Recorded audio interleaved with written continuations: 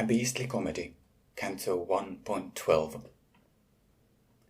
Embedded in the tunnel vault, the brazen figures stuck, cried out their empty slogans, and evasive answers sung, like clappers that against the walls by burly ringers struck, without bell to thunder boom where from the ceiling hung.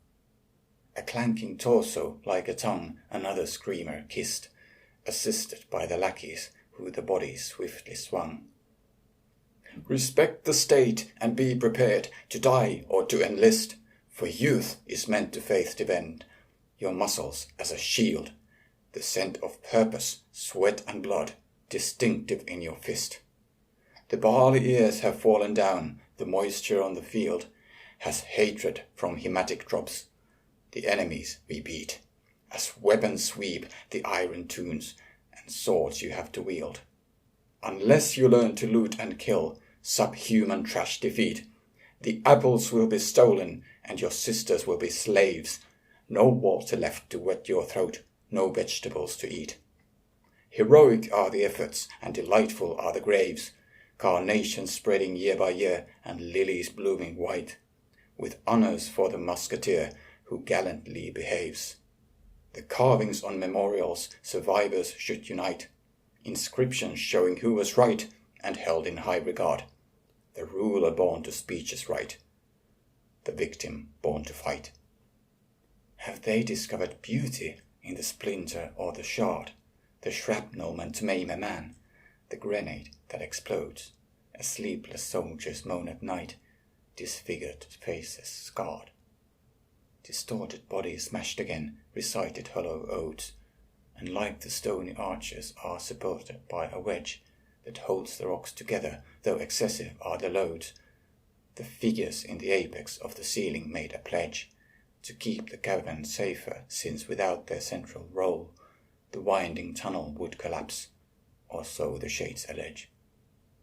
But baffled by the broken brains that brave Abronic stole, I said, "You tell of heroes, yet complete destruction mean, igniting hills, inviting death, with chaos as your goal.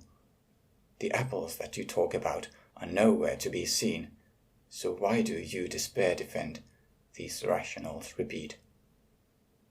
The braying brass replied in rhyme, though muted was the sheen, the hanging shape a speech machine, with adages replete. Believe in justice, liberty, the values we uphold, though leaders are untouchable, immune the rich elite. When freedom is conformity and indiscretion bold, equality, plurality, democracy, and hope have not established autarky like stores of stolen gold. Intangible abstractions or assertions made of soap were blaring as the clappers were campaigning upside down, implying they were kinder and as wealthy as the Pope. Had they been once the chamber pots, officials of renown, who always have an answer, yet no answer sounding clear, support a state republican, but cater to the crown? What crimes have they committed to deserve abuse severe? The treatment seems unduly harsh, the pain without a cause, as corpses from the ceiling swing, the rulers we revere. My sergeant answered, "They who had excuses for the wars, the bigots labelled patriots, are deeper in the drain. The leaders with a vision dim, morasses made of laws, insisting that our duties are foundations on the plain. But cities built on soft soil have sunk without a plan, the jargon as a system that no person can explain. An inch of ink, a word is small, yet wider is the span, containing views from towers tall and cellars lacking light. No wisdom in a woman's wrath, nor mercy in a man. We argue over errands and devoid of reasoned fight, assuming that our concepts are specific and precise, yet so generic that we are unquestionably right.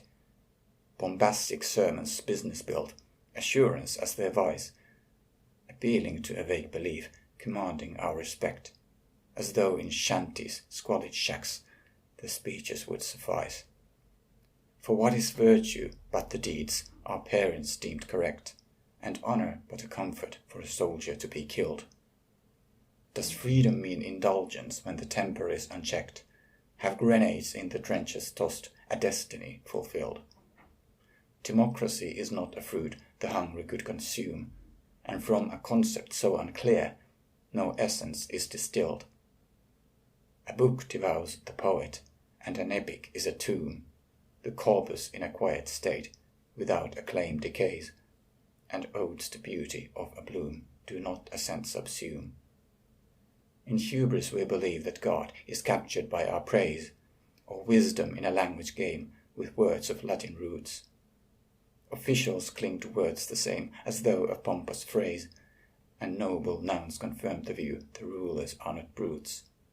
Discursive phantoms make us proud, compassion in our prose, but walking past the beggar who has failed in her pursuits, the poets prove the falsehood in the sonnets they compose.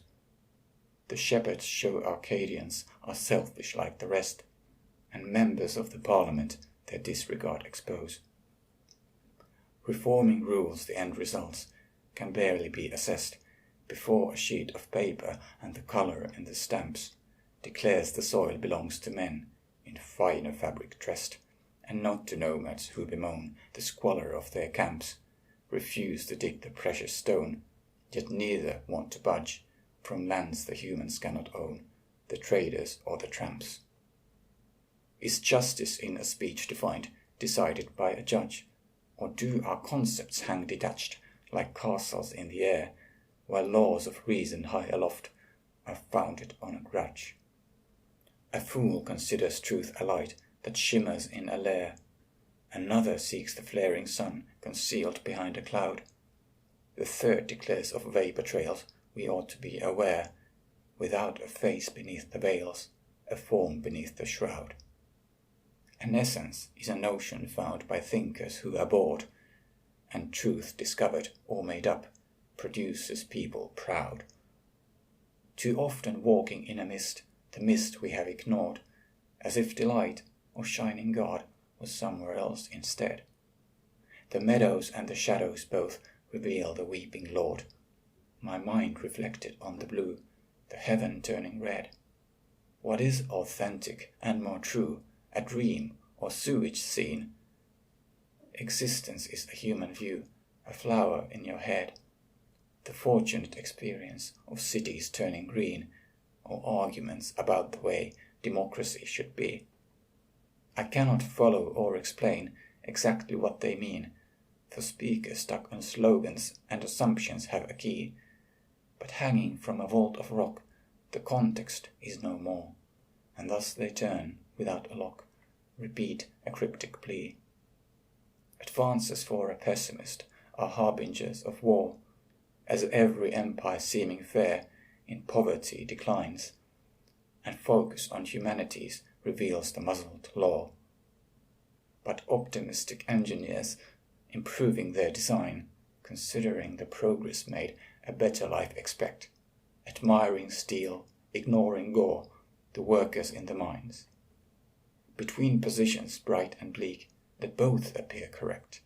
Republican deceivers swing, yet nothing can reveal. The danglers kept on singing, as unceasing was the peal, while Dante ranted, making clear he monarchy preferred to blazes of elections which are manacles anneal. Development in sciences through centuries occurred, but less apparent is the growth in kindness or finesse, in artistry or rhetoric, the speeches I have heard.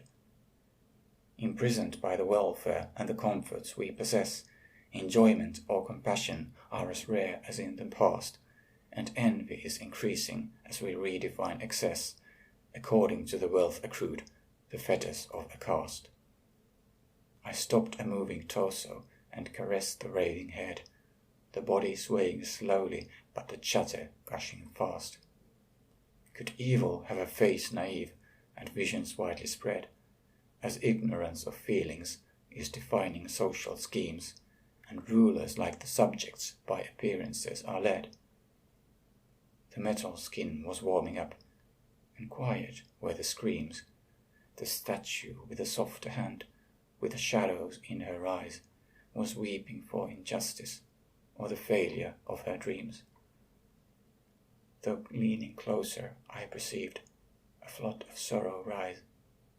"Investment and prosperity," she whispered in my ear, as lackeys gave a push again by grabbing on her thighs, the leader shouting out of love or preaching out of fear, against reactions or reforms, the phrases I forget, intending to a vessel steer with glib commands, unclear, concerned about a fascist threat or money seen as debt.